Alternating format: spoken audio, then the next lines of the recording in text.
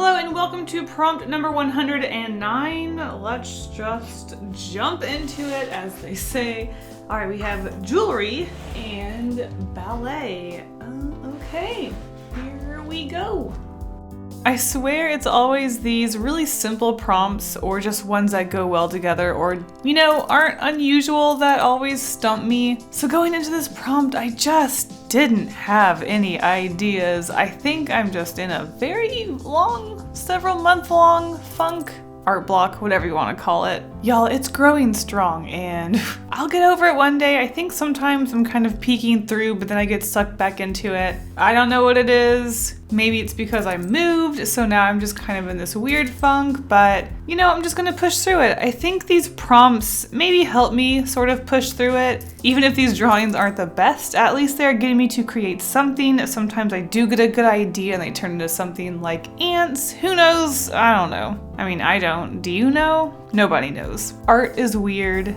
Anyways, now that I have rambled over the whole sketching process, what I did try to do was just different monsters or creatures doing ballet, something unexpected. I'm always trying to go for the unexpected. I didn't want to go for the cliche of ballerinas, and I don't know, I was just hoping something new and different and fresh would come to me if I just sketched different things, but it never really did. So I took to what I've been doing a lot lately since I got my iPad. I just kind of sit in the living room at the end of the day while I'm cooling down. I'm like too tired to work on anything finished, so I just kind of sit in the dark, have a TV show going or something, and just doodle on my iPad. It's a fun way to sketch, but also if I get something good, I can start working on it as a finished piece with any sort of color or texture I want. That's what I've been doing lately with the iPad. It's just something I love about it, just on the go, have any tools at your fingertips in the dark. So that's what I did. I just wanted to doodle around at the end of the day and try to come up with some sort of prompt idea that I really did like. I wasn't going to just botch this one like I've been lately. I wanted to come up with something good.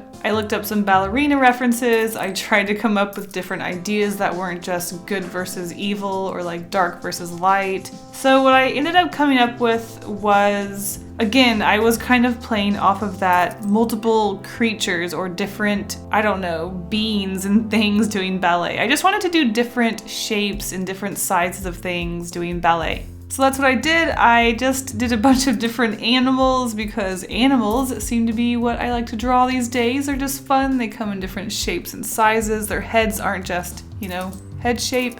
You have snouts, beaks, little noses or long noses, wings, tails. They're fun. So I like them. I'm a furry now. I'm sorry. I won't joke about that. I'm sorry, furries. It's a very low-hanging fruit. So because I did sketch this on my iPad, and oh my gosh, did I put way too much detail into sketching this on my iPad, I don't have a printer, so I couldn't just print this out and then trace it onto watercolor paper. I took to just putting my watercolor paper on top of the iPad and tracing pencil and then inking it afterwards. Now, if you're wondering why I don't just directly ink on top of the iPad, I just don't do well with inking things as I trace them. I've really got to have that solid pencil line right there where I can see it. In light tables / your iPad don't do the best job at showing through watercolor paper because it's so thick. I gotta see all those details before I commit to putting down ink, so I had to pencil it, made a few changes here and there, and of course, somehow I could still move the iPad and use it over the watercolor paper. That thick watercolor paper was still moving the iPad. So it messed it up. I was tracing it and it kept moving it and stuff, so that was kind of hard to work through. I did try to just save it as an image, but then I couldn't figure out how to zoom in on the image how I wanted to. I don't know, it was kind of a mess, but I'm just now realizing I probably could have taken a screenshot and then went to my photo. You know what? Let's just ignore the fact that I was kind of stupid. Moving on. So then, of course, I inked the image as usual. I thought I would make the teacher, which is supposed to be a mouse, wear a black costume so that she kind of stood out differently from the kids or her students or whatever. So being a mouse, she has big ears. And of course, she should have a tail because she's a mouse. Mice have tails. I was going to give her a tail when I was sketching it, but I forgot. And then once I penciled, and I think after I inked it, I tried to re-add a tail, but I just couldn't get it to look the way I wanted it to look. in any way that I liked that looked good. So then I decided, because I couldn't get the tail to look the way that I wanted to, I thought I would come up with a really cool backstory. Am I copying out? Maybe. I don't know, but honestly, I think this is one of those happy accident things because this ended up being kind of a cool story. So you know how ballerinas really mess up their feet when they do ballerina stuff? Well, maybe in this world where there are animals, because animals come in all sorts of different shapes and sizes, mice cut off their tails so that it makes them more ballerina-like. You know how in the people world, if you have, you know, like really busty body or too many curves, or you're just not skinny enough, you're probably not going to make it as a ballerina because they're usually pretty thin and light. I guess it's similar to that.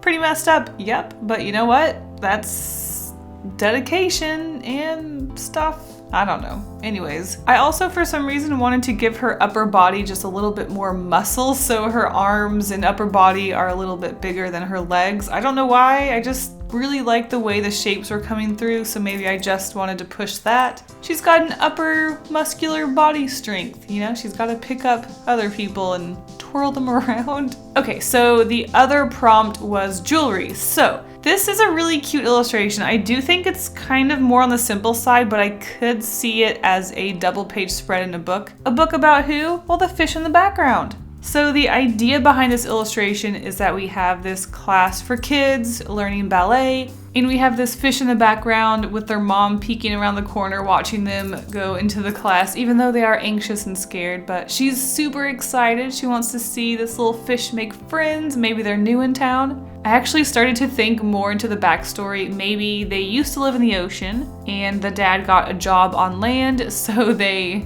had to buy their new super fish leg bowl things. In this world, I guess there's, like, the ocean has its own, like, I don't know, maybe the ocean's its own country, and then there's land animals and they do their thing, but the fish can still come out of the water and use technology. So they moved out of the water onto land, and this fish is new and he knows no friends. He doesn't have any friends. He doesn't know anybody. He knows no friends. So he's really nervous. So yeah, maybe there's, like, I don't know, fish racism.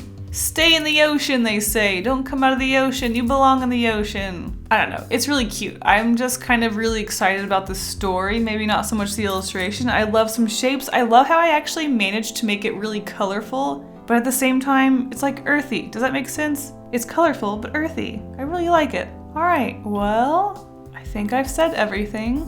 Oh, right, the jewelry. I never mentioned that the mom fish is wearing jewelry on her robotic feet, or legs. I was hoping that I was going to add just a little bit more jewelry, maybe around her neck, or at least the base of her robot legs. I wanted to give her earrings, but fish don't have ears, so it would have just been like pearl earrings or hoop earrings coming out of the side of the fish's body, which would have looked maybe silly, but just maybe too weird for me. Plus, you know how I am, I got sucked into the whole keep it simple sort of thing that I do, so I just kind of put some bracelets on her legs. Or are those rings on her legs? Because they look more like rings, but then there's like a pearl necklace. I don't know. Anyways, there's my prompt. All right, I will see you guys on the end card.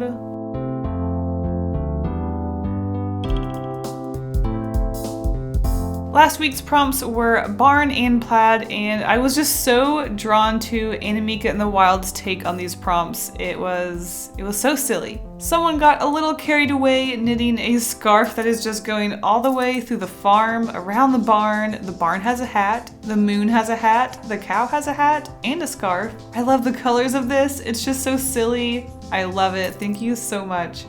And we have Elvilikitter. Dang it, you guys.